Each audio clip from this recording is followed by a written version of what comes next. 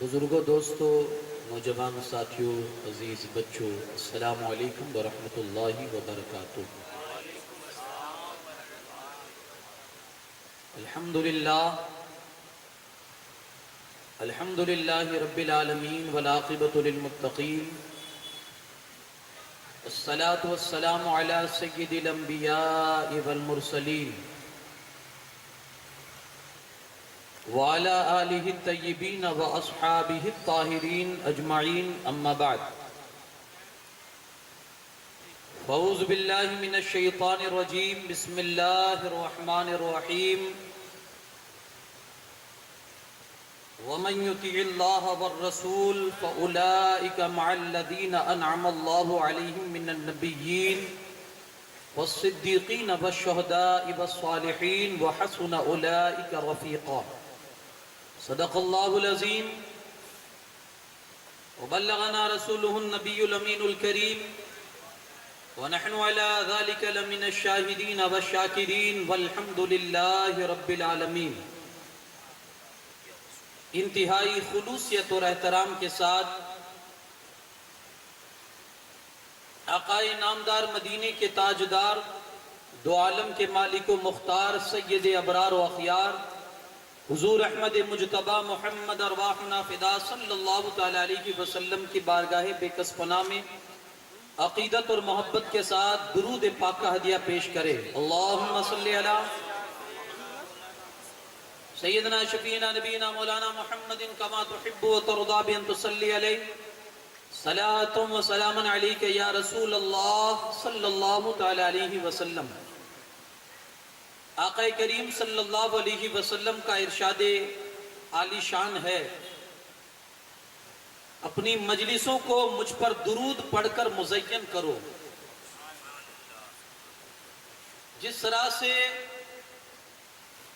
لائٹوں کے ذریعے اپنی مجلسوں کو سجاتے ہو، ایسے ہی درودوں کے ساتھ بھی مجلس کو سجاؤ۔ تمہارا یہ درود پڑھنا کل قیامت کے دن تمہارے لیے نور بن جائے گا۔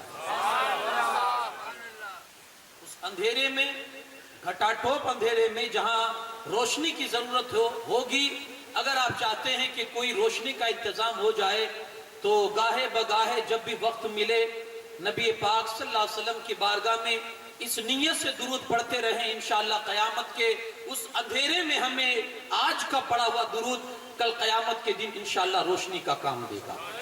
پڑھیے جی لگا کر، اللہم صلی علی سیدنا شفیعنا نبینا مولانا محمد طب القلوب و دوائها، عافیت الابدان و شفائها، نور الابصار و ضیائها، وعلی آلہ وبارک وسلم، صلاۃ و سلام علیک یا رسول اللہ۔ امام الکلام، کلام الامام اعلیٰ حضرت علیہ رحمت و رضوان کا لکھا یہ کلام، ان کی مہک نے دل کے گنچے کھلا دیے ہیں، جس راہ چل دیے ہیں کوچے بسا دیے ہیں۔ اللہ کیا جہنم بھی نہ سرد ہوگا، رو رو کے مصطفیٰ نے دریا بہا دیے ہیں۔ ان کے نثار کوئی کیسے ہی رنج میں ہو، جب یاد آ گئے ہیں سب غم بھلا دیے ہیں، جب یاد آ گئے ہیں سب غم بھلا دیے ہیں۔ میرے کریم سے گر قطرہ کسی نے مانگا، دریا بہا دیے ہیں، دربے بہا دیے ہیں۔ دلہا سے کوئی کہہ دے پیارے سواری روکو، مشکل میں ہے باراتی پرخار بادیے ہے، اور ملک سخن کی شاہی تم کو رضا مسلم، جس سمت آ گئے ہو سکے بٹھا دیے ہیں۔ ان کی مہک نے دل کے غنچے کھلا دیے ہیں، جس راہ چل دیے ہیں کوچے بسا دیے ہیں۔ ایک بار اور جی لگا کر درود پاک پڑھے، اللہ رب محمد صلی اللہ علیہ وسلم، نحن عباد محمد صلی اللہ علیہ وسلم دائما ابدا ابدا۔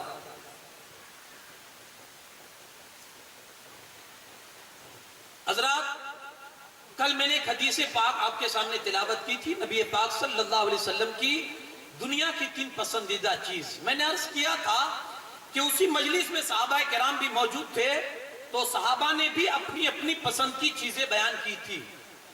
کوشش رہے گی آج انشاءاللہ مختصراً انداز میں 4 یار حضور علیہ السلام کے وہ خلفاء جنہیں خلفائے راشدین کہا جاتا ہے، ان کے حوالے سے ان کی جو پسندیدہ چیز ہے وہ میں آپ کے سامنے رکھوں گا. کوشش کریں کہ اللہ پاک ان کی پسندیدہ چیز کو ہماری پسندیدہ چیز بنا دے. دیکھیں اللہ پاک نے ہمارے اور تمہارے آقا صلی اللہ علیہ وسلم کو ایسی شان امتیازی عطا فرمائی کہ کوئی بھی نبی حضور کے مقام تک نہیں پہنچ سکا. اللہ نے وہ رتبہ ہمارے نبی کو عطا فرمایا. اور حضور علیہ السلام کے رتبے کے ساتھ آپ دیکھیں گے کہ پھر جس چیز کو میرے آقا سے نسبت ہوتی گئی اللہ نے اس چیز کو بھی ممتاز بنا دیا. حضور تو ہے ہی ممتاز, حضور تو ہے ہی بے مثل و بے مثال. پھر جو چیز میرے آقا سے ملی, جس چیز کو میرے مصطفیٰ سے نسبت حاصل ہو گئی اللہ نے اس کو بھی بے مثل و بے مثال بنا دیا. اب دیکھیں نا صحابہ کرام حضور کے دامن سے جب تک وابستہ نہیں ہوئے تھے کون جانتا تھا, لیکن جیسے ہی دامن مصطفیٰ سے وابستہ ہوئے تو کہنے والے نے کیا خوب کہا ہے کہ جو خود نہ تھے راہوں پہ اوروں کے ہادی بن گئے, کیا نظر تھی جس نے مردوں کو مسیحا کر دیا. جنہیں خود چلنے کا سلیقہ نہیں آتا تھا آج وہ دنیا کے لیے رہنما بنے ہوئے. یہ کن کن نظروں کا کمال تھا؟ یہ نگاہ مصطفیٰ کی نظروں کا کمال تھا, نگاہ مصطفیٰ کا یہ کمال تھا. تو صحابہ کی جو عظمتیں ہیں وہ حضور علیہ السلام کی وجہ سے ہے. اب آپ دیکھیں کہ صحابہ نے حضور کو کتنا چاہا اور حضور کی پسندیدہ چیزیں اپنی زندگی میں وہ کس طرح سے لائے. میں نے کئی مثالیں آپ کے سامنے رکھی صحابہ کرام کی, وہ کس طرح سے حضور کی سنتوں پر عمل کرتے تھے, حضور کی پسندیدہ چیزوں سے محبت کرتے تھے. عجیب آپ کو لگے گا حضرت عثمان غنی رضی اللہ تعالیٰ عنہ ایک مرتبہ مسجد کے گیٹ پر بیٹھ کر بوٹی کھا رہے تھے, گوشت کا ٹکڑا, مسجد کے گیٹ پر بیٹھ کر. تو کسی نے کہا عثمان ذرا جگہ بھی تو دیکھ لیا کرو, یہ گزرگاہ ہے, یہاں سے لوگ آتے جاتے ہیں اور یہاں مسجد کے دروازے پر بیٹھ کر کھانا یہ بھی کوئی ہے. تو کہا تو مجھے کھاتا دیکھ رہا ہے, ارے میں کسی کی سنت پر عمل کر رہا ہوں. مجھے دروازے پر بیٹھ کے کھانے کا شوق نہیں ہے, لیکن اپنے نبی کو ایک مرتبہ دیکھ لیا تھا تو سوچا چلو اس سنت پر بھی عمل کر لوں, اپنے آقا کی سنت پر عمل کرنے کے لیے بیٹھا ہوں. کیسا جذبہ تھا حضور کی سنتوں پر عمل کرنے کا. کاش اللہ ان جذبوں کا ایک چھیٹا ہمیں بھی نصیب فرما دے, چھیٹا ہی صحیح. تو میں عرض کر رہا تھا کہ صحابہ کرام جب حضور علیہ السلام نے یہ فرمایا کہ تمہاری دنیا سے مجھے 3 چیزیں بے حد پسند ہیں, ایک خوشبو, دوسری عورتیں اور تیسری نماز. سیدنا صدیق اکبر کھڑے ہو گئے, عرض کرتے یا رسول اللہ صلی اللہ علیہ وسلم حبب الیہ من الدنیا ثلاث, حضور مجھے بھی اس دنیا سے 3 چیزیں بہت پسند ہیں. حضور فرماتے کون سی؟ پہلی النظر الی وجہ رسول اللہ, دوسری انفاق مالی علی رسول اللہ, اور تیسری وان یکون ابنتی تحت رسول اللہ صلی اللہ علیہ وسلم. فرمایا حضور سب سے پہلی میری پسندیدہ چیز یہ ہے کہ سونے تیرے مکھرے کا دیدار کرتا رہوں, تجھی کو تکتا رہوں, یہی میرے لیے معراج ہے. حضور اس سے بڑھ کر مجھے دنیا کی کوئی چیز پسند نہیں ہے. جی کرتا ہے کہ 24 گھنٹہ بس آپ کا دیدار ہوتا رہے, کیونکہ اللہ نے ایسی جاذبیت رکھی ہے, آپ کو دیکھتے ہیں بھوک اور پیاس بھی ختم ہو جاتی ہے. اللہ نے وہ کمال رکھا تھا, وہ جاذبیت تھی میرے آقا صلی اللہ علیہ وسلم کے چہرے انور میں. اچھا وہ ہماری طرح سے باتیں نہیں کرتے تھے, ہے نا, وہ نعرہ جب 12ویں شریف آئے گی جھنڈے ہاتھ میں لے کر ہم نعرے لگائیں گے, لیکن خدا را کبھی نعرہ لگاتے ہوئے اپنے وجود پر بھی ایک نظر ڈال لینا کہ جو لگا رہا ہوں وہ اندر بھی ہے یا نہیں. کیونکہ آپ مجھے اور ہم سب کو دھوکہ دے سکتے ہو, اس کے سامنے تو کچھ بھی چھپا نہیں ہے. کس بارگاہ میں جھوٹ بول رہے ہیں ہم؟ دامن مصطفیٰ نہیں چھوڑیں گے. جان بھی قبول ہے مصطفیٰ کی غلامی میں, جان بھی قبول ہے, یہ ہے وہ ہے. ایک نظر تو ایک بٹن کھول کے دیکھ لیں, جھوٹ بول رہے ہیں یا صحیح بول رہے ہیں. اگر آپ صحیح ہے تو میں آپ کے ایمان کو مطلب سلام پیش کرتا ہوں کہ اللہ نے آپ کو ایسا مضبوط ایمان عطا فرمایا, اور اگر نہیں ہے تو وہ چیز پیدا کرنے کی کوشش کریں. جھوٹ نہیں بولتے تھے، وہ اپنی زندگی میں جو بولتے تھے وہ دکھاتے تھے کر کے۔ سیدنا صدیق اکبر نے کہا یا رسول اللہ صلی اللہ علیہ وسلم، میری دنیا کی سب سے پسندیدہ چیز یہ ہے کہ سونے تجھے تکتا رہوں، تجھے کو دیکھوں بس، اور کوئی خواہش نہیں ہے۔ وہ کر کے بھی دکھایا، سفر ہو، حضر ہو، مکہ ہو، مدینہ ہو، جہاں کہیں بھی آپ دیکھیں مصطفیٰ کریم کے ساتھ ہے، بلکہ آج قبر انور میں بھی رسول اللہ کے ساتھ میں ہے۔ سچی محبت تھی تو اللہ راستے بنا ہی دیتا ہے۔ عشق سچا ہو تو پتھر بھی پگھل جاتے ہیں۔ تو سیدنا صدیق اکبر رضی اللہ تعالیٰ، حضور آپ کو دیکھنا بس میری معراج ہے۔ اور میں نے جو آیت کریمہ تلاوت کی نا، اس کا شان نزول بھی کچھ اسی قسم کا ہے۔ ایک صحابی حضور کی بارگاہ میں آئے اور آ کر عرض کرتے یا رسول اللہ صلی اللہ علیہ وسلم، میں خدا کی قسم اپنے ماں باپ اور بال بچوں سے بھی زیادہ میں آپ سے محبت کرتا ہوں۔ قسم کھائی، وہ فرمایا حضور جب میں گھر میں رہتا ہوں نا تو ایک ہی تڑپ ہوتی ہے کہ کب حضور کی دربار میں جاؤں اور رسول اللہ کے چہرے کا دیدار کروں، کیونکہ جتنی دیر گھر میں رہتا ہوں حضور کا دیدار کرنے کے لیے دل بے چین رہتا ہے، دل بے چین رہتا ہے کہ کب رسول اللہ کا دیدار ہو جائے، کب حضور کی زیارت ہو جائے۔ اور یہ صحابہ میں تڑپ تھی، جی ہاں یہ صحابہ میں تڑپ تھی، وہ رسول اللہ کا چہرہ دیکھنے کے لیے بے چین ہوتے تھے۔ تو آگے کہتے یا رسول اللہ صلی اللہ علیہ وسلم لیکن پریشان ہو جاتا ہوں ایک بات سوچ کے۔ کہا کیا؟ حضور جب آپ جنت میں جائیں گے تو آپ نبوت میں سب سے اعلیٰ، تو جنت میں آپ کا مقام بھی سب سے اعلیٰ ہوگا، اور ہم غلام اگر اللہ نے آپ کے بدولت اور آپ کے صدقہ و طفیل میں جنت دے بھی دی تو جنت میں سب سے نچلے درجے میں ہم لوگ ہوں گے۔ تو حضور وہاں اگر آپ کا دیدار کرنے کا اگر تڑپ پیدا ہوگی دل کے اندر دیدار کرنے کی، تو حضور وہاں آپ کا دیدار کیسے ہوگا؟ اللہ پاک نے، حضور تو اس وقت خاموش ہو گئے، اللہ نے آیت کریمہ نازل فرما دی وَمَن يُطِعِ اللَّهَ وَالرَّسُولَ فَأُولَٰئِكَ مَعَ الَّذِينَ أَنْعَمَ اللَّهُ مِنَ النَّبِيِّينَ وَالصِّدِّيقِينَ وَالشُّهَدَاءِ وَالصَّالِحِينَ۔ جو اللہ اس کے رسول کی اطاعت کرے گا اللہ پاک جنت میں ان لوگوں کا ساتھ اسے نصیب فرمائے گا۔ ایک بندہ آیا حضور کی بارگاہ میں عرض کرتا ہے یا رسول اللہ صلی اللہ علیہ وسلم قیامت کب آئے گی؟ سوال بڑا تھا، قیامت کب آئے گی؟ حضور فرماتے یہ مت پوچھ قیامت کب آئے گی، پوچھ یہ پہلے یہ بتا تیاری کتنی کی ہے۔ خالی پوچھے گا ہی کب آئے گی، تیاری بھی تو ہونی چاہیے۔ بارش آنے والی ہے، کوئی انتظام نہیں اور انتظار کر کے بیٹھے کب آئے گی۔ کہا قیامت کی تو نے تیاری کیا کی؟ اس نے ایک جملہ کہا، عرض کرتا ہے یا رسول اللہ صلی اللہ علیہ وسلم تیاری تو کچھ نہیں ہے، بس اتنا ہے کہ میں اللہ رسول سے محبت کرتا ہوں۔ کیا کہا؟ سچی تڑپ پیدا کر لو، اللہ رسول سے محبت پیدا کرتا ہوں، اللہ رسول سے محبت کرتا ہوں، بس اتنا کہا۔ حضور فرماتے ہیں اس کو سنبھال کے رکھ، یہی نجات کا سبب بن جائے گی۔ یہ محبت کو سنبھال کے رکھ، اللہ تجھے اس کے بدلے میں تجھے اللہ کل قیامت کے دن نجات و مغفرت عطا فرمائے گا۔ تو یہ محبت صحابہ کے اندر تھی، وہ صرف دعوے نہیں کرتے تھے، وہ تڑپ جاتے تھے جب تک رسول اللہ کا دیدار انہیں نہیں نصیب ہوتا تھا۔ بلکہ ایک صحابی حضرت جو رسول اللہ صلی اللہ علیہ وسلم کے خدمت پر، حضور کی خدمت پر مامور تھے، ان کا کام ہی تھا حضور جب تہجد کے لیے تشریف فرما وہ اٹھتے تھے تو وہ پانی وغیرہ لا کر پیش کرتے تھے۔ اللہ کے رسول صلی اللہ علیہ وسلم ایک مرتبہ بہت خوش ہو گئے تو حضور علیہ السلام نے فرمایا مانگ، کیا مانگتا ہے آج؟ مانگ آج کیا مانگتا ہے؟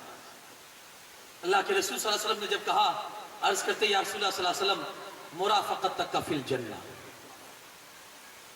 جنت میں آپ کی سنگت چاہیے، دوسرا کچھ نہیں چاہیے۔ اب غیر ذالک حضور اور بھی ربیہ اور کچھ چاہیے تو اور مانگ، بس یا رسول اللہ بس اتنا مل جائے تو بہت کچھ ہے۔ یعنی یا رسول اللہ صلی اللہ علیہ وسلم جنت میں جیسے دنیا میں آپ کی غلامی میں ہو، جنت میں اللہ آپ کی غلامی میں رکھے، روزانہ آپ کے چہرے کا دیدار ہوتا رہے، ایک غلام کے لیے اس سے بڑھ کر اور کیا ہو سکتا ہے؟ حضور کا دیدار۔ میرے بھائیوں، یوسف علیہ السلام کے زمانے میں جب قحط پڑا تھا نا، لوگ ایک ایک دانے کے لیے ترس گئے تھے۔ آپ نے انتظام کیا لیکن جہاں سے خوراک آنے والی تھی، جہاں سے اناج آنے والا تھا، کچھ ٹائم لگ گیا۔ تو جانتے ہو اللہ رب العزت نے حضرت یوسف علیہ السلام کے پاس وحی بھیجی، یوسف اپنے چہرے سے پردہ ہٹا دے اور لوگوں کے سامنے بیٹھ جا. جب تجھے لوگ دیکھ لیں گے ایک دن کی بھوک اور پیاس ان کی مٹ جائے گی. ایک دن کی بھوک. جمال اس نے یوسف میں وہ کمال تھا, وہ تاثیر تھی. لوگ ایک مرتبہ دیکھ لیتے تھے, 24 گھنٹے کے لیے بھوک ختم ہو جاتی تھی. اس نے جمال, اس نے یوسف کو جو حسن ملا ہے نا, مصطفیٰ کے صدقے میں ملا ہے. جب یوسف کے حسن میں یہ کمال, تو مصطفیٰ کریم صلی اللہ علیہ وسلم کے حسن میں کیا کمال ہے. حضرت ابوبکر ایک دوپہر کا وقت تھا, گھر سے باہر نکلے, اللہ کے رسول صلی اللہ علیہ وسلم کی بارگاہ میں جانے کے لیے آئے. حضور نے فرمایا ابوبکر اس وقت, یا رسول اللہ صلی اللہ علیہ وسلم بس ایسی ملاقات کی غرض سے آیا ہوں, لیکن حقیقت میں بھوک نے ستایا تھا اس لیے گھر سے باہر آئے تھے, گھر میں کچھ تھا نہیں. حضرت عمر بھی تھوڑی دیر کے بعد حاضر ہوئے. اللہ کے رسول صلی اللہ علیہ وسلم نے فرمایا عمر یہ وقت آنے کا ہے, کیا مسئلہ ہے؟ یا رسول اللہ صلی اللہ علیہ وسلم بھوک نے ستایا اس لیے آپ کا دیدار کرنے چلا آیا. حضور نے دونوں کو لیا اور ایک صحابی کے گھر گئے, تو اس صحابی نے کھجوروں کا انتظام کر کے ان کی مہمان نوازی کر دی. لیکن ان لوگوں کا نظریہ یہ تھا جو بھوک جن کو ستایا تھا, جن لوگوں کو بھوک نے, گھر سے نکلے حضور کے دربار میں آئے, مقصد ایک ہی تھا, دیدار کر لیں گے بھوک ختم ہو جائے گی. تو وہ اسی طاق میں رہتے تھے کہ بس حضور کا دیدار ہونا چاہیے. صدیق اکبر سے جب پوچھا گیا تمہاری پسندیدہ چیز کیا ہے, کہتے النظر الی وجہ رسول اللہ, بس حضور کا چہرہ تکتا رہوں, یہی سب سے پسندیدہ چیز, سب سے پسندیدہ چیز. دوسری چیز وانفاق مالی علی رسول اللہ, میں اپنا مال حضور کی ذات پر خرچہ کرتا رہا. بڑا مشکل مسئلہ ہے. مسجد میں اگر 10 روپے نکالنے ہوتے ہیں نا, تو شیطان 10 مرتبہ ہاتھ پکڑتا ہے, رہنے دینا یار, دوسری مرتبہ دے دینا. چلر پڑے ہوں گے وہی ڈھونڈ لینا, 10 کی نوٹ کیوں دے رہا ہے نا. آپ کے ساتھ بھی یہ تجربہ ہوا ہوگا. لیکن وہی آپ دیکھیں کہ جب اللہ کی راہ میں 10 دینے نا, تو شیطان 10 مرتبہ ہاتھ روکے گا. لیکن وہی جب دوست لوگ ایک ساتھ ہو کر کسی ہوٹل میں جاتے ہیں اور کسی دکان پر کھڑے ہیں اور پیسے دینے کی باری آتی ہے, تو لڑتے, نہیں میں دوں گا, وہ کہتا نہیں میں دوں گا. لڑائی ہوتی ہے, دکان والا کنفیوز ہو جاتا کس کے لوں کس کے نہ لوں. کبھی کبھی دکان والا کہتا ہے کام کیجئے سب لوگ دے دیجئے جو بھلا ہو. بڑا مشکل ہے صرف بات کرنا. سیدنا صدیق اکبر نے بات ہی نہیں کی. حدیث میں ہے جب اسلام لائے 40,000 درہم کے مالک تھے, 35,000 درہم تو مدینہ مکہ المکرمہ ہی میں رسول اللہ کے قدموں پر قربان کر دیے. اور جو 5 بچے تھے نا 5,000 درہم, وہ لے کر ہجرت کر کے مدینہ پاک آئے, اور اسلام کی خدمت میں وہ 5 بھی رسول اللہ کے نام پر نچھاور کر دیے. صرف باتیں نہیں کیے, دیا ہے. اور اتنا دیا ہے, اتنا دیا ہے, 40 کی بات میں کر رہا ہوں, نہیں اتنا دیا ہے کہ میرے آقا صلی اللہ علیہ وسلم فرماتے ہیں دین کی خدمت کرنے میں جو نفع اور جو فائدہ مجھے ابو بکر کے مال نے پہنچایا ہے وہ کسی کے مال نے نہیں پہنچایا. عرض کرتے یا رسول اللہ صلی اللہ علیہ وسلم, بس یہی ایک خواہش ہے کہ آپ کی ذات پر, آپ کے پیچھے, ارے مال کیا چیز ہے, اس بندے نے تو جان اور اولاد کو بھی نہیں چھوڑا تھا, سب کچھ نچھاور کر دیا. سچے ہیں, ہم اور آپ سچے انہیں نہیں کہہ رہے, قرآن کہہ رہا ہے انہیں سچا, قرآن کہہ رہا ہے. تیسری چیز, میں اب ایک چیز میں اگر تفصیل میں جاؤں گا نا تو شاید میری وہاں تک وہ حدیث پہنچانا میرے لیے مشکل ہو جائے گا. تیسری چیز حضرت سیدنا صدیق اکبر رضی اللہ تعالیٰ عنہ کی, یا رسول اللہ صلی اللہ علیہ وسلم, تیسری میری جو پسندیدہ چیز, ایک دلی خواہش تھی کہ میری بیٹی آپ کے نکاح میں ہو. صحابہ نے ہمیشہ ایک طاق میں لگے رہتے تھے کہ بس حضور سے کوئی نہ کوئی نسبت جڑ جائے. تو یہ نسبت, عقیدہ کیا تھا کہ نسبت جڑ جائے گی تو یہ نسبت قیامت کے دن کام آ جائے گی. میرے بھائی فخر کیجئے, کوئی آپ نے کوئی چٹھی نہیں بھیجوائی تھی یا کوئی آپ نے عریضہ نہیں ڈلوایا تھا کہ اللہ امت رسول میں پیدا فرمایا, بن مانگے اس نے ہمیں امت مصطفیٰ بنایا ہے. بڑا احسان کیا اس نے, بڑا احسان کیا, بغیر کسی ہماری چوائس کے اس نے ہمیں امت مصطفیٰ میں پیدا فرمایا. یہ اس کا کرم بالائے کرم. صحابہ نسبت ڈھونڈتے تھے, کوئی نسبت مل جائے. حضرت عمر فاروق اعظم رضی اللہ تعالیٰ عنہ مولا علی کی بارگاہ میں گئے اور کہا آپ کی بیٹی سے نکاح کرنا چاہتا ہوں. کہا عمر آپ, کہا ہاں، کہا کس لیے؟ کہا بس ایسی ایک ہی مقصد ہے، ایک ہی سبب ہے کہ رسول اللہ سے نسبت جڑ جائے، حضور سے نسبت جڑ جائے، بس اسی وجہ سے۔ تو یہ صحابہ کی یہ مطلب کوشش رہتی تھی حضور سے۔ تو سیدنا صدیق اکبر فرماتے ہیں ان یکون ابنتی تحت رسول اللہ، خواہش یہ ہے یا رسول اللہ صلی اللہ علیہ وسلم کہ میری بیٹی آپ کے نکاح میں ہے، یہ میرے لیے معراج ہے۔ ہر چیز میں صحابہ کرام رضوان اللہ تعالیٰ۔ اب آئیے حضرت عمر فاروق اعظم کی پسندیدہ چیز دیکھیں۔ آپ سے پوچھا گیا، جب حضرت ابو بکر بیٹھے تو حضرت سیدنا عمر فاروق اعظم کھڑے ہو جاتے ہیں اور کہتے ہیں صدقت یا ابا بکر، ابو بکر تم نے سچ کہا، وحبب الی من الدنیا ثلاث، مجھے بھی اس دنیا کی 3 چیزیں بہت پسند ہے۔ کیا؟ الامر بالمعروف والنہی عن المنکر وثوب الخلق، بھلائی کا حکم دینا، بری باتوں سے روکنا، اور پھٹے پرانے کپڑے پہننا۔ یہ 2 چیزیں تو ہم نے بالکل چھوڑ دی ہے، امر بالمعروف اور نہی عن المنکر۔ بھلائی کا حکم دینا، کہیں کہیں جگہ یہ ہے بھلائی کا حکم دینا کہ لوگ دیتے بھی ہیں لیکن برائی سے تو بہت کم لوگ روکتے ہیں۔ حضرت عمر فاروق اعظم کی زندگی کو میں نے پڑھا ہے۔ حضرت عمر فاروق اعظم کو جب نیزہ مارا گیا نا، سوسائڈ اٹیک جب آپ پر ہوا، آپ گرے، بے ہوش ہو گئے، اتنا خون بہ گیا تھا کہ پھر بے ہوش ہو گئے۔ جب ہوش میں آئے نا تو ایک بندہ آپ کے قریب سے گزرا جس کا جو پائجامہ تھا نا، بڑا لمبا پائجامہ تھا کہ وہ زمین میں گھسیٹ رہا تھا۔ حضرت عمر نے جیسے آنکھ کھولی دیکھا کہ اس کا پائجامہ بہت لمبا ہے۔ اس وقت جب موت اور زندگی کے بیچ میں لڑ رہے ہیں، پتہ نہیں کب ان کی آنکھ بند ہو جائے، ایسے موقع پر جب بندے کو برائی کرتے دیکھا، پائجامہ زمین سے گھسیٹ رہا تھا، آپ نے اسے روکا اور کہا اللہ کے بندے پائجامہ اوپر کر لے، گندا ہونے سے بچ جائے گا، اللہ کی خوشی حاصل ہو جائے گی۔ اس موقع پر امر بالمعروف نہی عن المنکر، بھلائی کا حکم دینا، بری باتوں سے روکنا۔ ہم یار ایک عام آدمی کیوں نہیں روک سکتے؟ ہماری ہمت، ہمارا ایمان اتنا کمزور ہو چکا ہے، عام آدمی کو ہم نہیں کہہ سکتے یہ کیا کر رہا ہے۔ لوگ ایک ہی بات نے اپنی تھوڑی ذمہ داری، اپنے باپ کا کون سا بیٹا ہے؟ لیکن جو ہمارے اسلاف کا اتہاس پڑھیے نا، بادشاہ کے سامنے بھی کھڑے ہونے سے اور حق بات کہنے اور اس کو برائی سے روکنے سے نہیں ڈرے تھے۔ حضور غوث پاک کی بارگاہ میں مستنجب باللہ آیا جب خلیفہ، اور وہ درہموں کی جو اس نے تھیلی لا کر حضور کی بارگاہ میں پیش کی، حضور یہ لیجئے تحفہ، کہا لے جائے یہاں سے۔ ہم فقیروں کے دامن پر پیوند تو لگ سکتے ہیں لیکن کسی مظلوم کے خون کا دھبا نہیں ہو سکتا ہے، لے جائے یہاں سے۔ کہا حضور آپ مجھ پر الزام لگا رہے ہیں، یہ غریبوں کا خون نہیں، میری محنت کی کمائی ہے۔ کہا ایسی بات ہے، اٹھایا اس کو نچوڑا تو خون بہنا شروع ہو گیا۔ کہا اگر نسبت رسول کا لحاظ نہیں ہوتا نا، اتنا نچوڑتا کہ یہ خون تیرے محل تک پہنچ جاتا۔ نہیں ڈرتے تھے برائی سے روکنے پر، جہاں بات آتی آپ تبلیغ کر دیا کرتے تھے، جہاں جس کو سمجھانا ہوتا سمجھا دیا کرتے تھے، نہیں ڈرتے تھے کہ انجام کیا ہوگا۔ حضرت مجدد الفسانی امام ربانی جہاں گر کے جب دربار کے اندر گئے، اس کے دربار کا اصول تھا کہ سجدہ کر کے اس کے دربار میں سلامی پیش کی جائے۔ آپ گئے، سجدہ نہیں کیا۔ درباریوں نے کہا یہ کیسی بے عزتی گستاخی ہے کہ بادشاہ کو آج آپ نے سجدہ نہیں کیا۔ کہا یہ سجدہ صرف اللہ کے لیے حلال ہے۔ جی ہاں، بڑے ہلکے سر ہو چکے ہمارے، بڑے ہلکے سر ہو چکے ہیں، جہاں چاہے وہاں ٹکا دیتے ہیں، جس دربار میں چاہے ٹکا دیتے ہیں۔ یہ ہلکے سر ہونے کی وجہ سے آج ذلیل و خوار نظر آتے ہیں پوری دنیا میں۔ خدارا اپنے سروں کی ان عزتوں کی لاج رکھیے آپ۔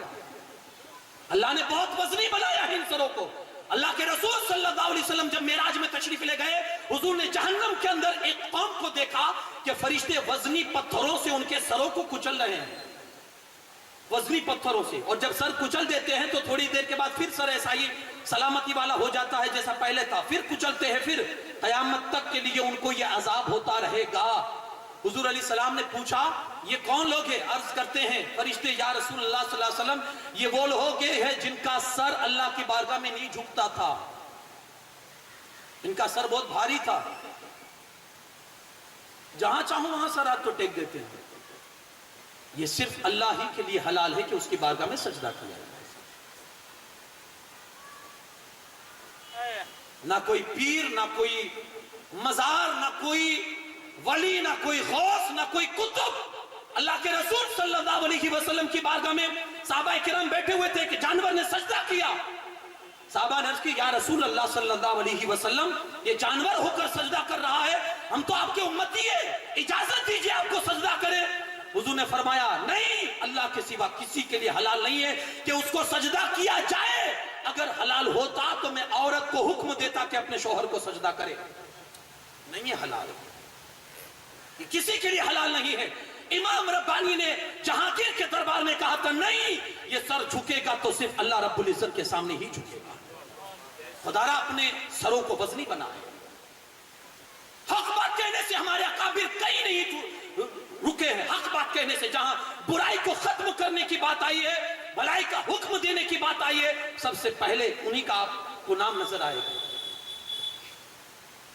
اور قرآن کو آپ پڑھیے, کنتم خیر امۃ اخرجت للناس.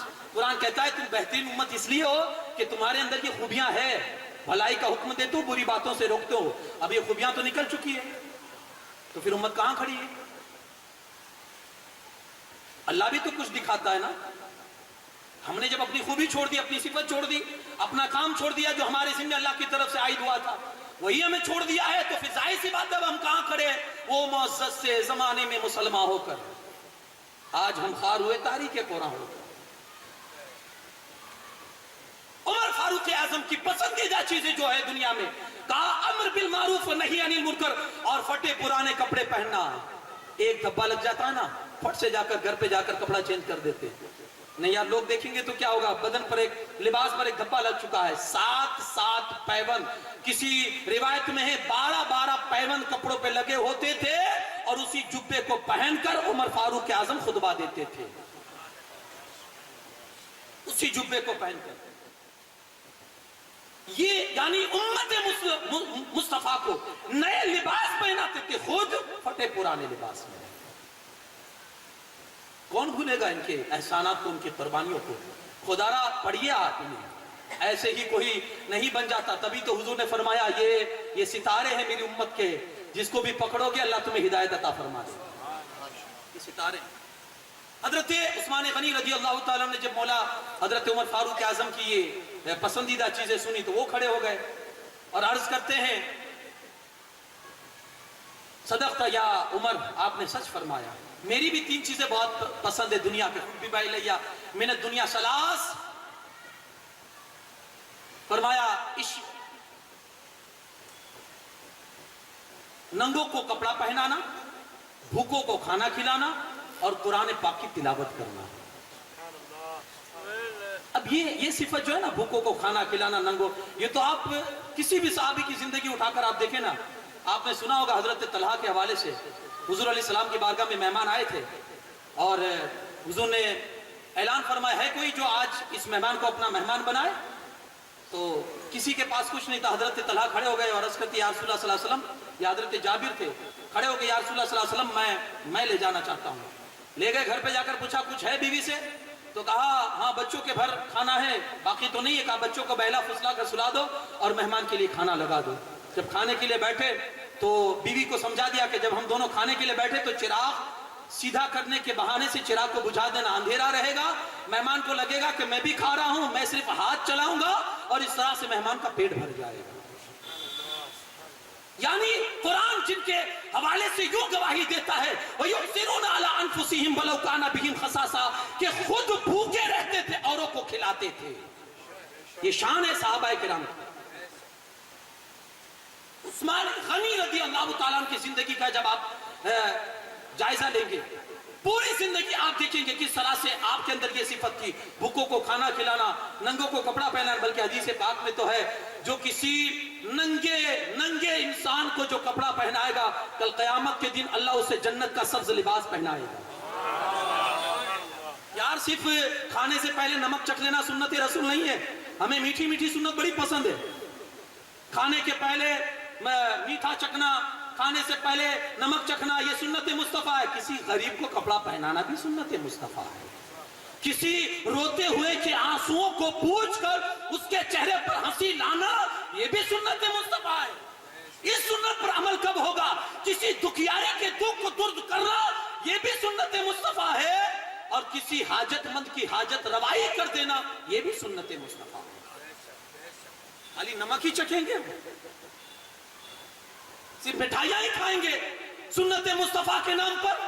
جو سنت ہمیں اپنے من کے حساب سے اچھی لگتی ہے وہ ہم اپنا لیتے ہیں، اور جو ہم سے نہیں ہوتی تو ہم اسے چھوڑ دیتے ہیں۔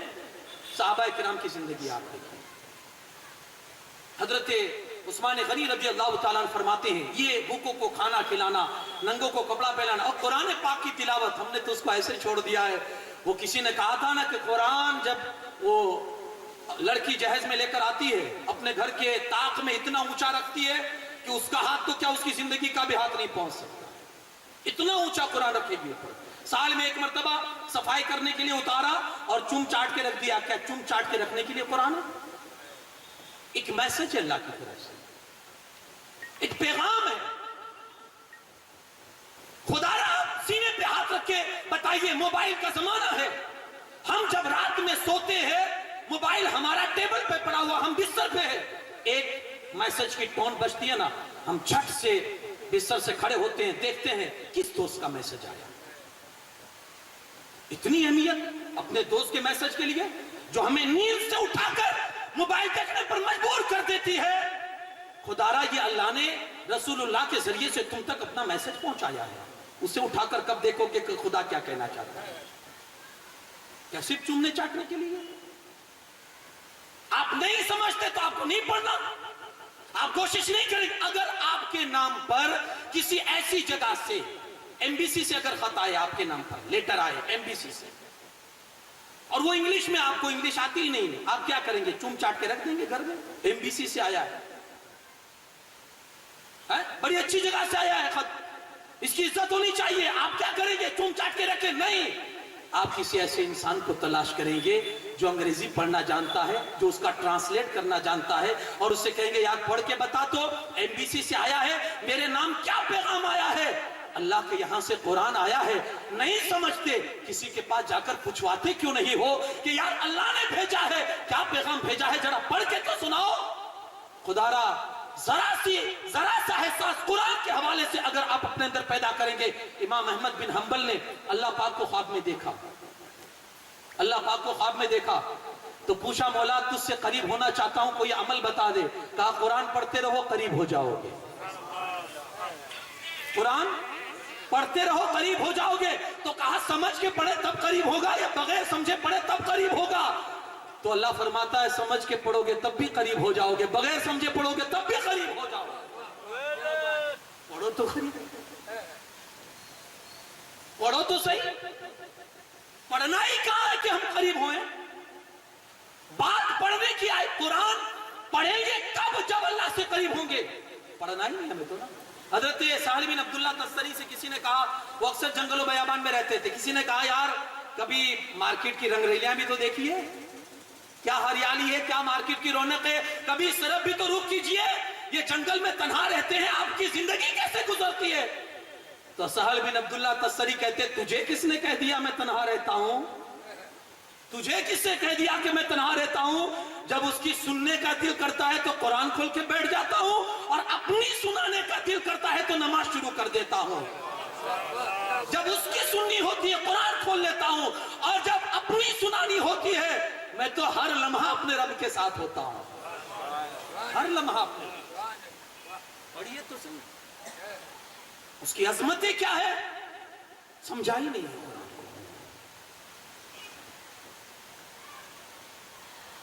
فرعون بسم اللہ کی وجہ سے بچا ہوا تھا اتنے سال،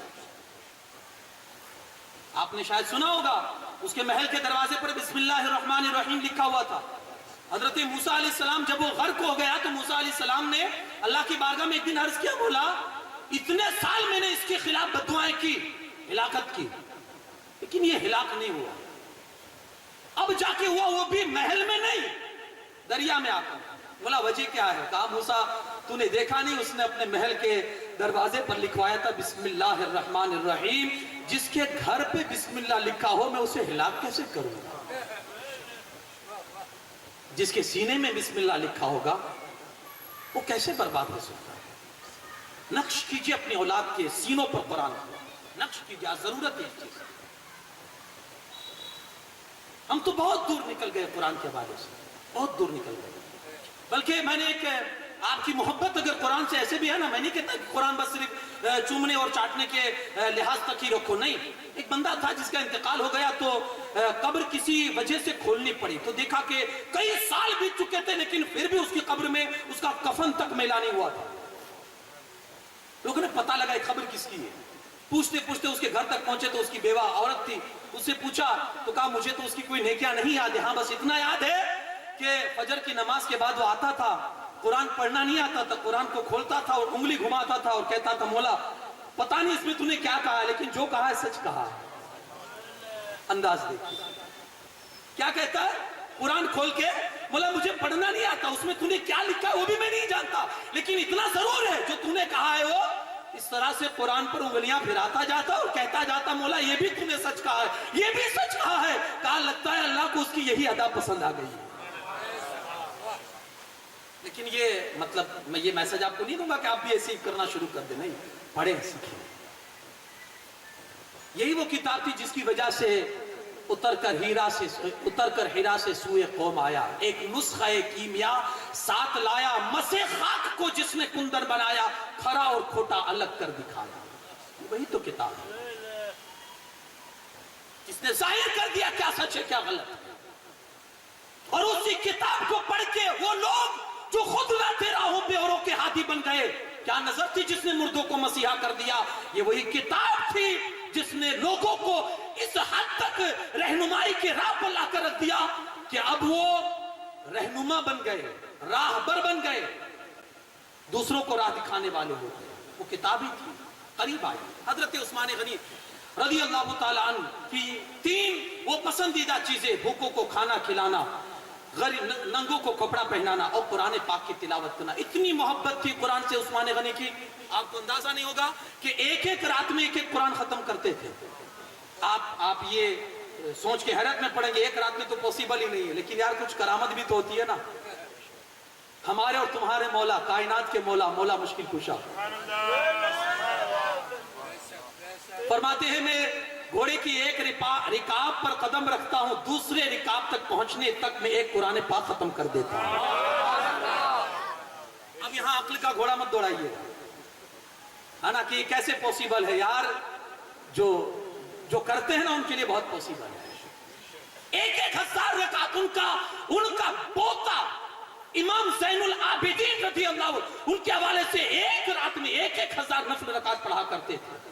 ہم سے 10 رکعت نہیں ہوتی ہے، لیکن جب اللہ کے لیے بندہ اپنے آپ کو وقف کر دیتا نا تو اللہ ایسے ان کے لیے راستے نکال دیتا ہے. ایک قرآن پاک ختم فرمایا کرتے تھے پوری رات میں عثمان غنی. اور ایسی محبت تھی کہ جب شہید ہوئے نا تو قرآن پڑھتے ہوئے ان کے خون کا قطرہ قرآن کی اس آیت پہ گرا، فَسَيَكْفِيكَهُمُ اللَّهُ وَهُوَ السَّمِيعُ الْعَلِيمُ. قرآن کی اس آیت پر آپ کا خون کا آخری قطرہ گرا. اور روایتوں میں ہے کہ یہی خون کا قطرہ جو قرآن پہ گرا، قرآن کی وہ آیت آپ کی شہادت کی گواہی دے گی. ایسی محبت تھی، قرآن سے محبت تھی. تیسری پسندیدہ چیزیں مولا کائنات علی شیر خدا کرم اللہ تعالیٰ وجہ کریم کی. فرماتے ہیں کہ جب حضرت عثمان غنی نے کہا تو کھڑے ہو گئے. صدقت یا عثمان، تم نے سچ کہا عثمان. وحبب الی من الدنیا ثلاث، مجھے بھی دنیا کی 3 چیزیں بہت پسند ہیں. ایک، مہمانوں کی مہمان نوازی کرنا. بوجھ مت سمجھیے گا. آپ نے وہ حدیث سنی ہوگی مہمان آتا نہیں اس سے 40 دن پہلے اس کی روزی پہنچ جاتی ہے. جی ہاں، لیکن مشکل ہے اس چیز کو ہضم کرنا، بڑا مشکل ہے. ہم تو یہی سمجھتے ہیں کہ ہم ہی کھلاتے ہیں. حضرت ابراہیم علیہ السلام کی ایک عادت کریمہ تھی، وہ اکیلا کبھی نہیں کھاتے تھے تنہا، بلکہ مہمان ڈھونڈتے تھے. کبھی کبھی تو ایسا ہوتا تھا 1-1 کلومیٹر مہمان ڈھونڈنے جاتے تھے. کوئی مہمان ہو تو ساتھ میں، اکیلے کبھی نہیں کھاتے تھے. اب وہ کیا وجہ رہی ہوگی وہی جانتے ہیں، لیکن ایک وجہ یہ بھی ہو سکتی ہے آپ ضرورت کے مقدار اگر آپ کھانا کھاتے ہیں جو آپ کی جان بچائے، اتنی ضرورت تک آپ کھانا کھاتے تو اس کھانے پر آپ کا حساب نہیں ہے. اللہ کے یہاں اس کھانے پر آپ کا حساب نہیں ہے جو آپ اپنی ضرورت کے حساب سے کھاتے ہیں. لیکن اگر بہت ہائی فائی اگر آپ کھائیں گے تو اس کا تو حساب دینا پڑے گا، اس کا حساب دینا پڑے گا. لیکن جس دسترخوان پر مہمان ہوتا ہے نا، چاہے کتنا بھی اچھا عمدہ کھانا ہو نا، اللہ کی بارگاہ میں اس کا حساب نہیں ہوتا ہے. اس لیے مہمان کو بٹھائیے. کہ وہ کھائے گا تو آپ حساب سے بچ جائیں گے. بہت بڑا کام کرتا ہے وہ آ کر. ہمارے یہاں 1 وقت کا کھاتا ہے, 4 وقت کا کھاتا ہے, 5 وقت کا کھاتا ہے, لیکن ہمیں حساب سے بچا دیتا ہے. اور اس کی وجہ سے آپ یہ نہ سمجھنا کہ میری وجہ سے وہ کھا رہا ہے, یار اس کی وجہ سے اچھا ہم کھا رہے ہیں, تاکہ یہ جو اچھا کھائیں گے اس کا حساب نہیں ہے, ورنہ تو جتنا کھائیں گے حساب دینا پڑے گا. نکلے ایک مرتبہ, کوئی تھا ہی نہیں, مہمان ڈھونڈنے نکلے, ایک 80 سال کا بڈھا ملا. کہا بابا چلیے کھانے کے لیے, آج میرے گھر آپ کی دعوت ہے. کہا ٹھیک ہے چلیے. آئے گھر پہ کھانے کے لیے, بیٹھے, آپ نے کہا بسم اللہ کیجئے. تو کہا میں تو اللہ کو نہیں مانتا اور میں اس کا نام نہیں لے سکتا ہوں. تو کیا نام لے لیجئے, کھا لیجئے, اس میں کیا ہے. کہا نہیں نہیں, ایک روٹی کے لقمے کے لیے میں اپنے خدا کا سودا نہیں کر سکتا. اس نے کیا کہا, ایک روٹی کے لقمے کے لیے میں اپنے معبود کا سودا نہیں کر سکتا, یہ مجھے منظور نہیں ہے. کھلانا ہو تو کھلاؤ, ورنہ یہ چلا. تو کہا جب تو اپنے جھوٹے خدا کا ایک لقمے کے عوض میں سودا نہیں کر سکتا, تو میں اپنے سچے خدا کا بھی تجھے کھلا کر سودا نہیں کر سکتا ہوں. چلو اٹھ یہاں سے, نکال دیا. جبرائیل امین حاضر ہوئے, ابراہیم علیہ السلام کی بارگاہ میں آئے اور کہا ابراہیم آج تو نے اللہ کے ایک بندے کو ناراض کر دیا. کیا کہا, اللہ کے بندے کو ناراض. کہا کون سا بندہ. کہا وہ کھانے کے لیے آیا تھا جو بوڑھا ضعیف, اس کو ناراض کر دیا. کہا وہ تو اللہ کا مخالف ہے, وہ تو گستاخ ہے, وہ اللہ کا نام لینا پسند نہیں کرتا اور اللہ کہتا ہے کہ میرا بندہ ہے.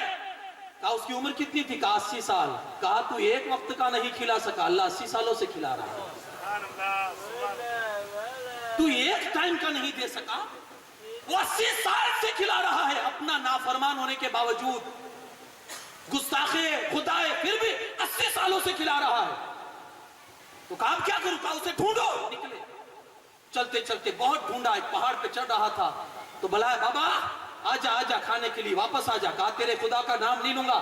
کہا ٹھیک ہے, لینا ہو تب بھی کوئی بات نہیں اور نہ لینا ہو تب بھی کوئی بات نہیں, ہاں کھانا کھا لے. کہا اتنی تڑپ کیسے پیدا ہو گئی. کہا تو چلا گیا نا, میرے رب کا پیغام آیا کہ تو نے اسے ناراض کر کے کیوں بھیجا. کہا اچھا. کہا تو میں 80 سال سے کھلا رہا ہوں, میں نے منع نہیں کیا, تو نے ایک ٹائم کا کھلانے سے انکار کر دیا. تو کہا کھانا بعد میں کھلانا, پہلے اپنے اس رب کا کلمہ پڑھا دے. مہمان تو یار نعمتیں لے کر آتا ہے, برکت لے کر آتا ہے. کہا سب سے بڑی, اور مولا علی کے گھرانے کی جب بات کرے نا, اور خود مولا علی کی بات کرے نا, تو پھر وہاں مہمان نوازی کی تو پھر آپ بات رہنے دیجئے. ارے یار قرآن جن کی گواہی دیتا ہے, وَيُطْعِمُونَ الطَّعَامَ عَلَىٰ حُبِّهِ مِسْكِينًا وَيَتِيمًا وَيَسِيرًا, کہ جو اللہ کی محبت میں خود بھوکے رہ کر کبھی مسکین کو دیتے ہیں, کبھی یتیم کو دیتے ہیں, کبھی قیدیوں کو کھلاتے ہیں. یعنی اتنی محبت, 3 دن تک جو روزہ ہے اور افطار کا وقت آتا ہے, اللہ کے نام پر کوئی سوال کر لیتا ہے, پانی پی کر روزہ کھول لیتے ہیں, مگر اللہ کے نام پر آنے والے کو کبھی واپس نہیں لوٹایا کرتے. یہ تو ان کا مہمان خانہ ہے, یہ ان کی مہمان نوازی ہے. کہا سب سے میری پسندیدہ چیز یہ ہے, کبھی اس چیز میں آئے تو صحیح, مولا علی کی محبت میں, چلو آج مہمانوں کو مہمان نوازی کرنی ہے اور دل سے کرنی ہے, پھر انشاءاللہ دیکھیے گا اس کا لطف آپ کو کیسے حاصل ہوتا ہے. دوسری چیز, مولا علی فرماتے ہیں گرمیوں کا روزہ مجھے بہت پسند ہے. گرمیوں کا روزہ, یہاں رمضان کے روزے بھاری ہو جاتے ہیں, وہ گرمیوں میں روزے رکھتے تھے, تلاش کرتے تھے کہ گرمی کب آئے گی. ہم تو یہ تلاش کرتے ٹھنڈی کا موسم ہو, دن تھوڑا پھوکا ہو تو اچھا ہے نا, جلدی سے افطاری, جلدی سے سحری, جلدی سے افطاری. لیکن آپ روزے کی عظمت کو نہیں سمجھتے نا, اس لیے آپ ایسے بہانے ڈھونڈتے ہیں. جن کو روزوں کی عظمتیں پتہ تھی نا, تو وہ ڈھونڈتے تھے کہ روزہ سخت کس میں ہوتا ہے, وہی روزہ رکھیں گے. کہا گرمیوں میں روزہ. اچھا آپ نے عبادتیں بہت کی ہوگی. ایک حدیث میں آپ کو بتاتا ہوں, حدیث جبرائیل. حضرت جبرائیل امین بارگاہ رسالت میں حاضر ہوتے ہیں اور عرض کرتے ہیں, کچھ سوالات حضور کی بارگاہ میں انہوں نے کیے, اسلام کیا ہے, ایمان کیا ہے. وہی ایک سوال کیا, احسان کیا ہے. حضور احسان کیا ہے, دیکھیے روزے کی عظمت کو سمجھیے آپ. کیا سوال کیا, احسان کیا ہے. حضور علیہ السلام فرماتے ہیں احسان یہ ہے کہ جب عبادت کرنے کے لیے کھڑا ہو نا, تو یہ دیکھ کہ تو اللہ کو دیکھ رہا ہے. نماز پڑھو, روزہ رکھو, حج کرو, زکات دو, عبادت کرو, تو تمہارے اندر سوچ یہ ہونی چاہیے کہ تم خدا کو دیکھ رہے ہو. یہ مرتبہ ہے آپ کے پاس. بڑا مشکل ہے یہ مرتبہ حاصل کرنا کہ ہم خدا کو جن کے مرتبے اونچے ہیں نا تو ان کو یہ مرتبہ بھی حاصل ہو جاتا ہے. مولا علی سے کسی نے پوچھا کبھی خدا کو دیکھا ہے؟ کہا تو کبھی کبھی کی بات کرتا. علی تو اس وقت تک سجدے سے سر نہیں اٹھاتا جب تک جمال آرا سے لطف اندوز نہیں ہو جاتا. کبھی کبھی کی بات کرتا ہے. تو انہیں یہ شرف حاصل ہو جاتا تھا.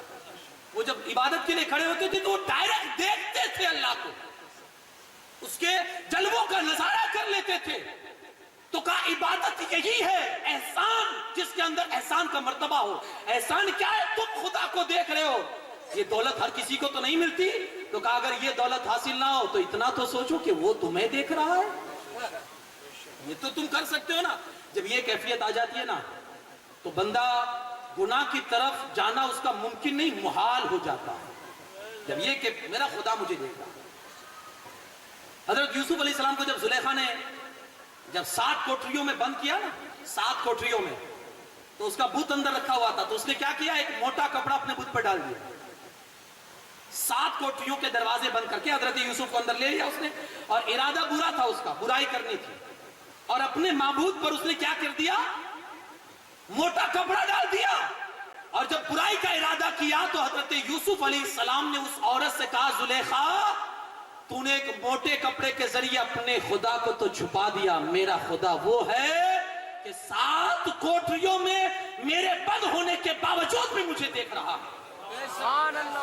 اسے کہتے ہیں احسان کا مرتبہ. اسے کہتے ہیں احسان کا مرتبہ. جب بندے کو یہ حاصل ہو جاتا ہے نا, احسان کا مرتبہ جب یہ حاصل ہو جاتا ہے پھر, اور یہ حاصل کس کو ہوتا معلوم ہے؟ روزہ دار کو. سحری کرتا ہے, احسان کا مرتبہ اس کو حاصل ہو گئے. کیسے آپ کہیں گے؟ میں کہوں گا دوپہر کا وقت ہے, کڑی دھوپ ہے, مزدوری کر کے آیا, پورے ٹرک خالی کر کے آیا ہے, پانی کی شدت اتنی ہے کہ چلا نہیں جاتا ہے. گھر میں آیا, دروازہ بند کر لیا, کوئی نہیں ہے, سامنے پانی کا مٹکا ہے, اتنی شدت کی پیاس لگی ہے لیکن پانی نہیں پی رہا ہے. اس سے کوئی جا کر پوچھے یار بند دروازے میں تجھے کون دیکھے گا؟ ایک گھونٹ پی لے, ایک گلاس پی لے, تجھے دیکھے گا کون؟ اس کے اندر جو اللہ کا خوف ہے اور احسان کا جو مرتبہ آ چکا ہے وہ یہی کہے گا اگرچہ مجھے سخت پیاس لگی ہے, شدت کی پیاس ہے, اگرچہ میرا دروازہ بند ہے, اگرچہ مجھے کوئی نہیں دیکھ رہا ہے, میرا خدا مجھے دیکھ رہا ہے. وہ پانی نہیں پیتا نا. کیوں؟ احسان کا مرتبہ اسے حاصل ہوتا ہے. مولا علی فرماتے ہیں جب بندہ روزہ رکھتا ہے نا تو اس کو احسان مرتبہ احسان کا, یہ اس لیے آپ نے یہ پسند فرمایا روزہ. حدیث پاک میں ہے جب بندہ ایک دن کا روزہ, میں رمضان کی بات نہیں کرتا ہوں, اس کی تو بات ہی الگ ہے, وہ تو فرائض میں سے ایک دن کا نفلی روزہ, کس لیے؟ اللہ اس کے رسول کی محبت میں اور اللہ کے بارگاہ سے ثواب حاصل کرنے کے لیے ایک دن کا روزہ رکھتا ہے. اللہ اس سے 500 سال جہنم سے دور فرما دیتا ہے. حدیث میں ہے ایک کوا بچپن سے اڑنا شروع کرتا ہے, اس کی موت تک اللہ وہ جتنا اڑے گا اپنے بچپن سے لے کر موت تک اللہ اتنا دور کر دے گا جہنم سے. اب جب تحقیق کی گئی کہ کوا جیتا کتنے سال ہے تو کہا 500 سال. اڑنے سے لے کر اس کے پیدا ہونے سے لے کر اڑنے مرنے تک 500 سال. اللہ ایک روزے کے بدلے, وہ بھی میں نفلی روزے کی بات کرتا ہوں. کچھ تو ہے یار, کچھ تو ہے کہ وہ لوگ اس طرح سے شدت کی دھوپ میں بھی روزہ رکھا کرتے ہیں. اور تیسری چیز مولا کائنات علی شیر خدا کرم اللہ تعالیٰ وجہ کریم فرماتے ہیں میری دنیا کی پسندیدہ جو تیسری چیز ہے وہ ہے اللہ کی راہ میں جہاد کرنا. کوئی تو جنگ اٹھا کے دیکھیے آپ کہ جس میں مولا علی نہ ہو. بلکہ جب جنگ خیبر کی بات آئی نا اور 3 مرتبہ لوگوں کو بھیجا گیا اور جب خیبر کا قلعہ فتح نہیں ہوا تو اللہ کے رسول صلی اللہ علیہ وسلم نے فرمایا صبح ایسے کے ہاتھ میں دوں گا جو اللہ سے محبت کرتا ہے, اللہ رسول اس سے محبت کرتے ہیں, اور اللہ اس کے ہاتھ پہ فتح عطا فرمائے گا. اللہ اس کے ہاتھ پہ فتح عطا فرمائے گا. تو جانتی ہے صبح جب ہوئی اللہ کے رسول صلی اللہ علیہ وسلم تشریف لائے تو صحابہ کرام ایسے کھڑے تھے, پیروں کو اونچا کر لیا تھا تاکہ رسول اللہ صلی اللہ علیہ وسلم کو ہمارا چہرہ دکھ جائے, حضور کو لگے کہ میں بھی حاضر ہوں, اگر میرا نام بولنا ہو تو میرا نام بول دے. تو ایسے کھڑے ہو گئے تھے اونچا اپنے آپ کو کرنے کے لیے پنجوں کے بل, تاکہ ہم رسول اللہ کو دکھ جائیں. حضور نے سب کی طرف نظر دوڑائی, کہا علی کہاں ہے, علی کہاں. لوگوں نے کہا وہ بیمار ہے, لوگوں نے کہا وہ بیمار ہے. ہمارے یہاں جب کوئی بیمار ہوتا ہے نا تو ہم فیصلہ بدل دیتے ہیں. اللہ نہ کرے میں بیمار ہو جاؤں تو آپ میری جگہ کسی اور کو لا کر کام چلا لیں گے, ہے نا, مجھے کو لانے کی کوشش نہیں کریں گے. مولانا بیمار ہے تو تقریر کہاں سے کر پائیں گے؟ آپ دوسرے کو بلا کر کام چلوائیں گے, ہے نا. لیکن آپ فیصلہ بدل لیں گے. پہلے آپ نے مجھے بلایا, میں بیمار ہوا, آپ کا فیصلہ بدل گیا. اللہ کے رسول صلی اللہ علیہ وسلم نے فرمایا علی کہاں ہے؟ لوگوں نے کہا بیمار ہے. حضور نے کہا بلاؤ. میرے مصطفیٰ فیصلہ بدلا نہیں کرتے. کہا بلاؤ علی کو. علی آئے, کیا ہوا؟ حضور آشوب چشم میں مبتلا ہوں. کہا ادھر آؤ. اپنا لعاب دہن نکالا, شفا والا لعاب دہن. علی کی آنکھوں پر کیا مل دیا کہ علی فرماتے اس کے بعد سے خدا کی قسم کبھی آنکھوں میں تکلیف نہیں ہوئی. مل دیا حضور نے, آنکھوں کی بینائی بڑھ گئی, آنکھوں کی روشنی بڑھ گئی. پھر علی کی آنکھوں کا حال یہ تھا, رہتے تھے زمین پر عرش اعظم کو دیکھا کرتے. میرے مصطفیٰ فیصلے نہیں بدلاتا.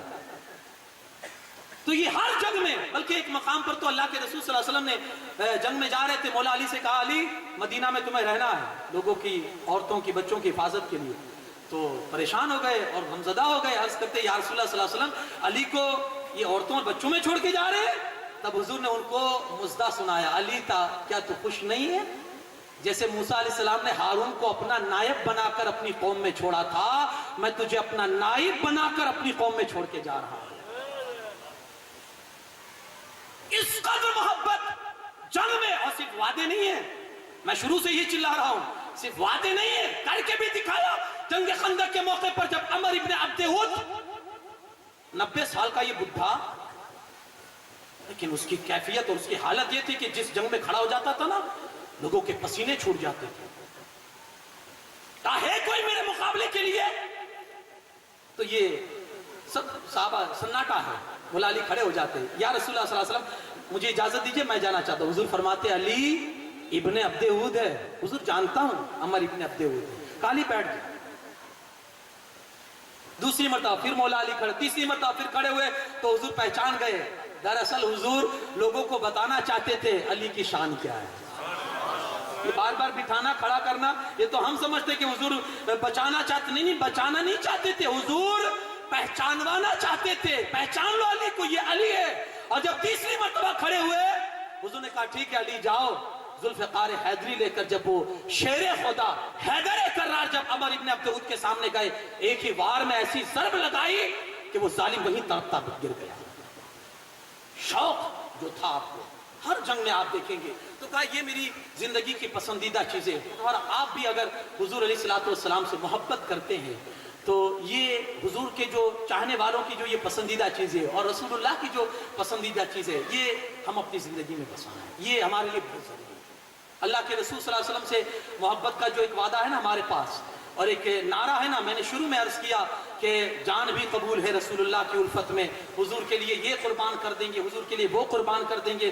لیکن تھوڑا سا اپنے دل پر بھی توجہ لگا لیں کہ جو کہہ رہے ہیں وہ صحیح میں ہے بھی یا نہیں, کیونکہ ہم اور آپ اپنے دل کی کیفیت کو لوگوں سے چھپا سکتے ہیں, مدینے کا تاجدار دلوں پر دیکھتا ہے. میرا دل تڑپ رہا ہے, میرا جل رہا ہے سینہ, اگر جلتا ہو تبھی کہنا, نہیں جلتا ہو تو مت کہنا. ورنہ یہ آپ اس کی بارگاہ میں جھوٹ بول رہے ہو جس کے سامنے خدا بھی نہ چھپ سکا, اور کوئی غیب کیا تم سے نہا ہو بھلا, جب نہ خدا ہی چھپا تم فکر ہو. دل فرش پر ہے تیری نظر, سر عرش پر ہے تیری گزر, دل فرش پر ہے تیری نظر, ملکوت و ملک میں کوئی شے نہیں وہ جو تجھ پہ آیا نہیں. بولنے سے پہلے سوچ لیجئے گا ہم کیا بولتے ہیں. محبت کیجئے, ضرور کیجئے, لیکن وہ اس طرح سے کیجئے کہ آپ کی محبت میں پھر وہ جھوٹ نہ ہو. صحابہ نے وہ کردار دکھایا تھا.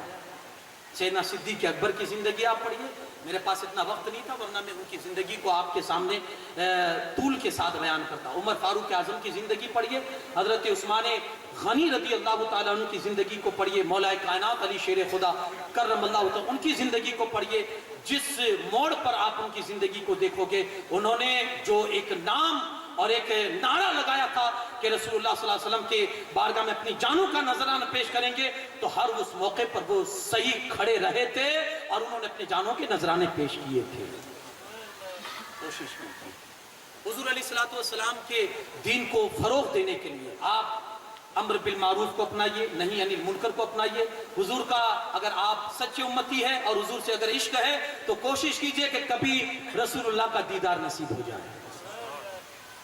اس کے لیے ہمارے اسلاف نے بہت سارے طریقے بتائے ہیں کہ بعد درود پاک کا ورد، جس نے یہ درود پڑھا، اتنی مرتبہ درود پڑھا، اگر یقین ہوگا نا، شوق ہوگا نا، تو میرے آقا ضرور خواب میں اپنا دیدار بخشیں گے۔